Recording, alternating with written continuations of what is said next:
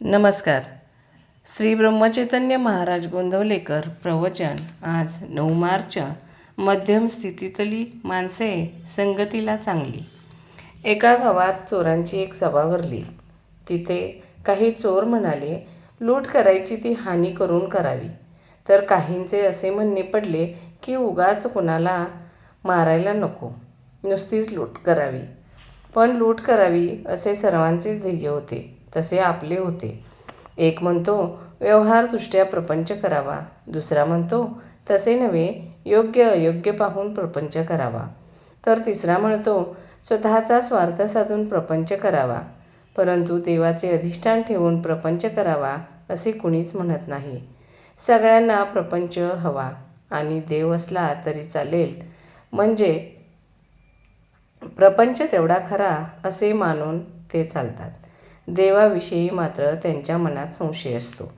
वृत्ती कितीही अस्थिर असलेली त्यांना चालते.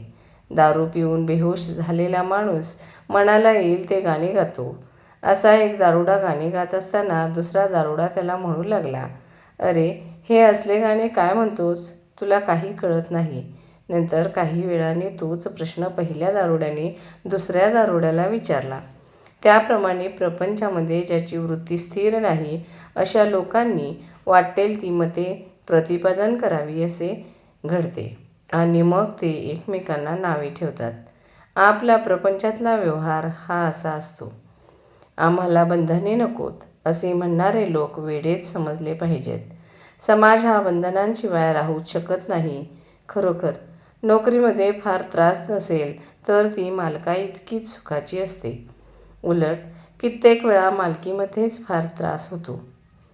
व्यवहारामध्ये आपण दुसऱ्याची लबाडी ओळखून वागावे, एवढीच लबाडी आपल्यामध्ये असावी, पण स्वतः लबाडी करू नये. म्हणजेच आपले डावपेच किंवा लबाडी लोकांना फसविण्यासाठी नसावी. लोकांकडून न फसण्याइतकेच आपण व्यवहारी असावे. व्यवहाराच्या दृष्टीने बघितले तर मला मध्यम स्थितीतली माणसेच जास्त भेटली. ती व्यवहाराला आणि संगतीला फार चांगली असतात, कारण ती सर्व बाजूंनी मध्यम असतात. त्यांचे पाप मध्यम, पुण्य मध्यम आणि परमार्थ देखील मध्यमच असतो. असा मनुष्य वेळप्रसंगी कर्जबाजारी झाला तरी चालतो, पण कर्ज किती असावे, तर या महिन्यात देऊन टाकता येईल इतकेच.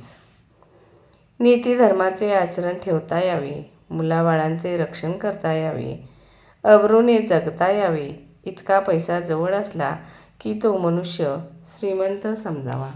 धन्यवाद.